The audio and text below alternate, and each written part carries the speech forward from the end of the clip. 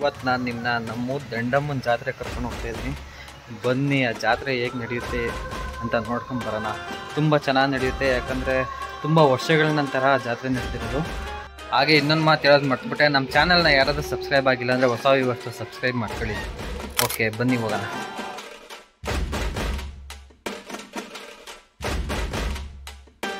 ನಮ್ಮೂರಿನ ಜಾತ್ರೆ ವಿಡಿಯೋ ಮಾಡೋದ್ರಲ್ಲಿ ಇರೋಂಥ ಖುಷಿ ಮೇಲ್ ಮಾಡಿದ್ರೂ ನಮಗೆ ಸಿಗಲ್ಲ.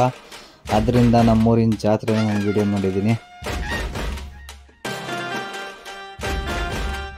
ನಮ್ಮ ಬದುಕಿನ ಪುಟಗಳಲ್ಲಿ ಹೋಗಿದ್ದೆಷ್ಟೋ ಬಂದಿದ್ದೆಷ್ಟೋ, ಬಟ್ ಹೋಗಿರೋ ಅಂಥ ನೆನಪುಗಳನ್ನಂತೂ ಮತ್ತೆ ನಾವು ತರೋಕ್ಕಾಗಲ್ಲ. ಆ ಥರ ಮತ್ತೆ ನೆನಪುಗಳನ್ನು ತರಿಸುವಂಥ ಶಕ್ತಿ ಇರೋದು ವಿಡಿಯೋ ಅಥವಾ ಫೋಟೋಗಳಿಗೆ ಮಾತ್ರ ಅಂತ ಹೇಳೋಕ್ಕೆ ಇಷ್ಟಪಡ್ತೀನಿ.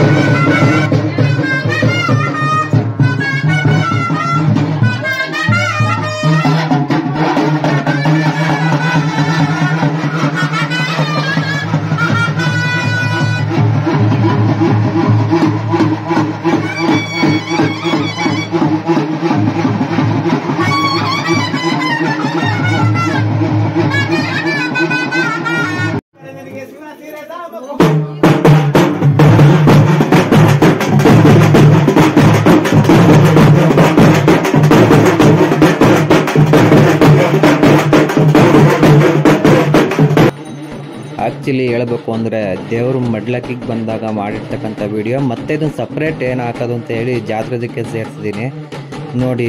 ಇದು ದೇವರು ದಂಡಿನ ಮಾರಮ್ಮ ಮಡ್ಲಕ್ಕಿಗೆ ಬಂದಿರೋದು. ಜಾತ್ರೆ ನೋಡ್ತಾ ನೋಡ್ತಾ ಸಂಜೆ ಆಗಿದ್ದೆ ಗೊತ್ತಾಗಲಿಲ್ಲ. ಸ್ವಲ್ಪ ಬ್ರೇಕ್ ತಗೊಂಡು ಒಂದು ಕಡಕ್ ಚಾಯ್ ಕುಡ್ದು ನಾನು ಮತ್ತೆ ವಾಪಸ್ ಬರ್ತೀನಿ. ನಮ್ಮೂರು ಜಾತ್ರೆನ ಬೆಳಗ್ಗೆ ನೋಡಿದ್ರಿ, ಬಟ್ ಇವಾಗ ನೈಟ್ ಹೊತ್ತು ಯಾವ ರೀತಿ ಡೆಕೋರೇಷನ್ ಮಾಡಿದ್ದಾರೆ ಅನ್ನೋದನ್ನ ನಾನು ತೋರಿಸ್ತೀನಿ, ಬನ್ನಿ ಹೋಗೋಣ.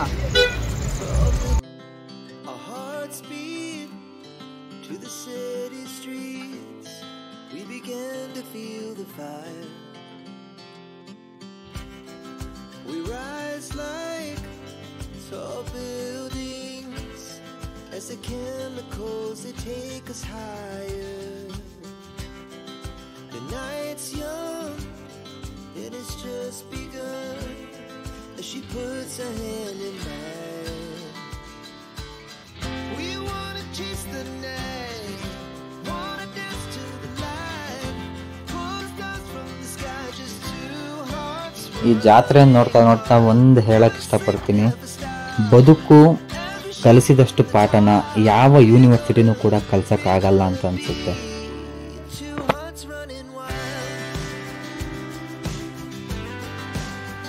ನೀವು ಯಾವುದಾದ್ರೂ ಜಾತ್ರೆಗೆ ಹೋದಾಗ ಸುಮ್ಮನೆ ಕಣ್ಣಾಡಿಸಿ, ಈ ಜೀವನ ಎಷ್ಟು ಕಷ್ಟ ಇದೆ ಅಂತ ಅಂದರೆ ತುಂಬಾ ಕಷ್ಟ ಇದೆ ಜೀವನ.